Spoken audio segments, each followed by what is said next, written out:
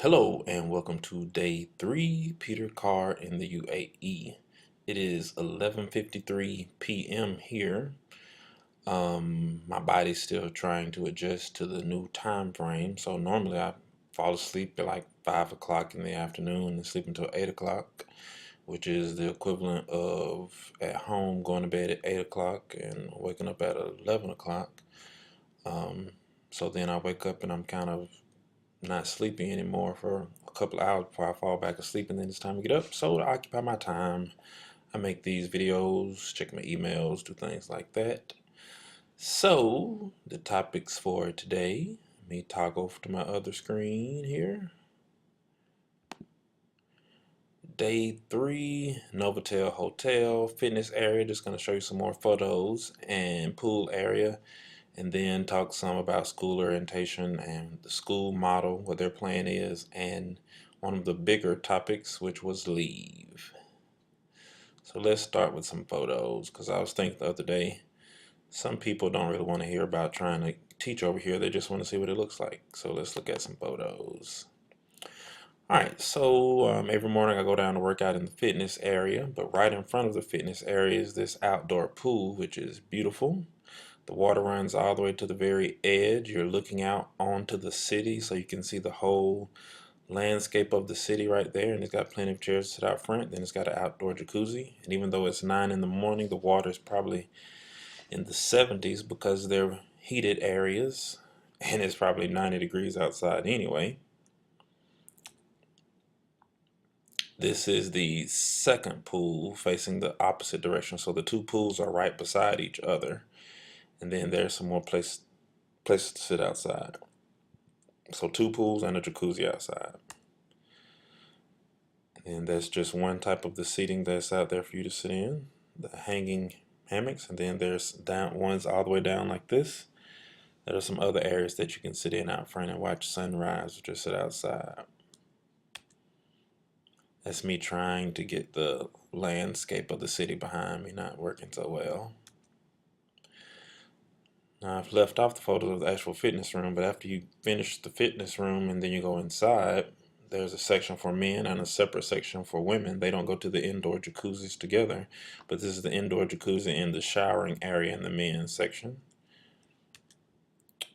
Then that is the sauna that you can sit in there afterwards. And then also beside it is the steam room. Another angle of the sauna. This is one of the 4 restaurants that's in the hotel. Peppers, but there's a breakfast buffet every morning from 6:30 to 10. It's about probably 5 buffet stations right there for everything from a lot of influences from different cultures. So there's American food, there's Asian things, there's Arabian things, lots of different variety of choices there. And again, this is the hotel that we're at until we get our apartment placing. Our apartment placing won't be nearly as fancy as this is.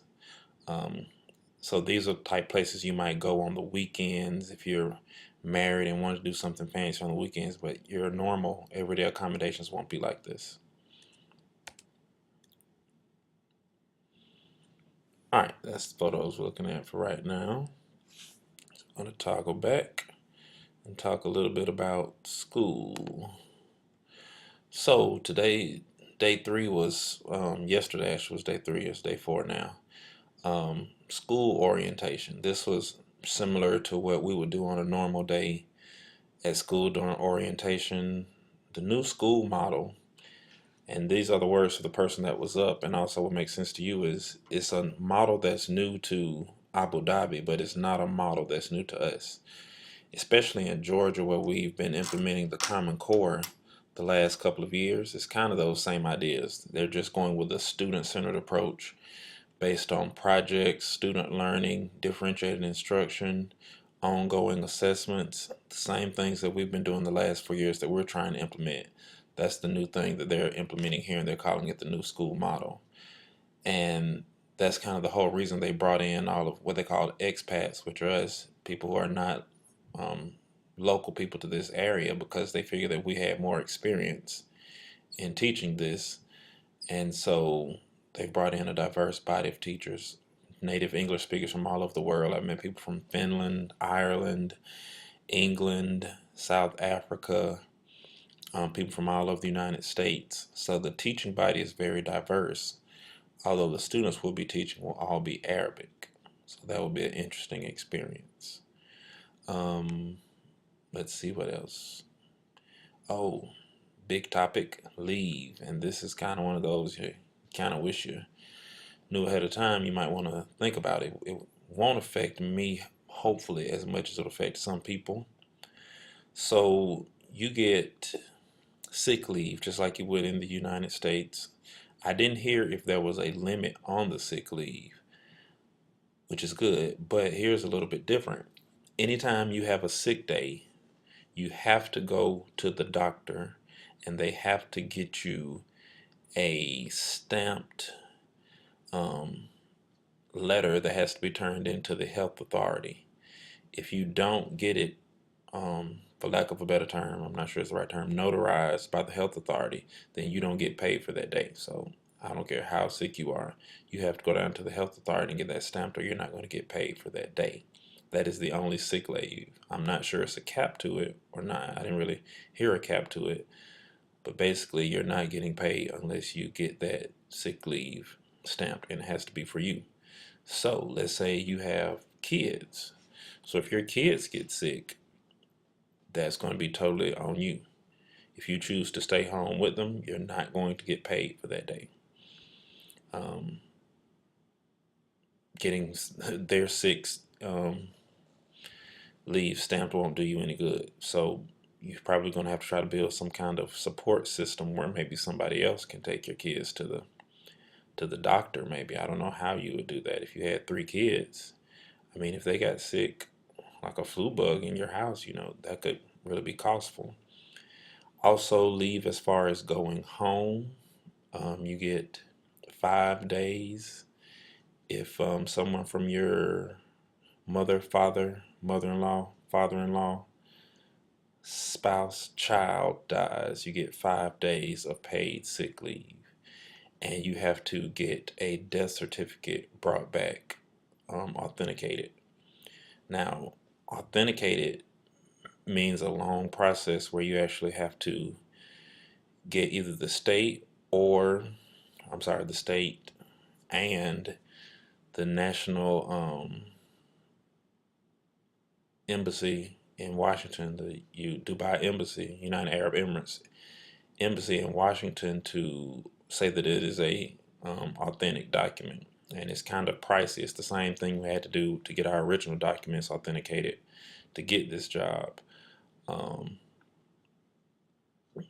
so hopefully nobody dies while you're working. And with the 5 days, by the time you get a flight, that takes like maybe a day, takes another day to get one back. Your time will be very tight. I mean, you probably wouldn't be able to get the death certificate then. You would probably have to send back for it later. And so it may be months before you actually get that pay back.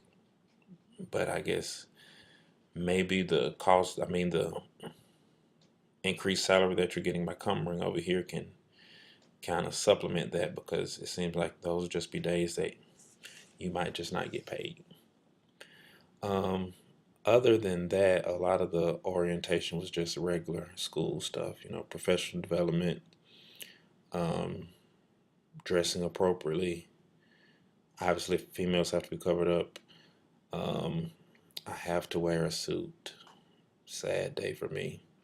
I usually like to wear a pullover polo type shirt, but I don't think that's going to cut it unless I get to my school and they specifically say, it's okay at this school. In general, though, it looks like you need to wear a suit and tie every day. Sob, sob.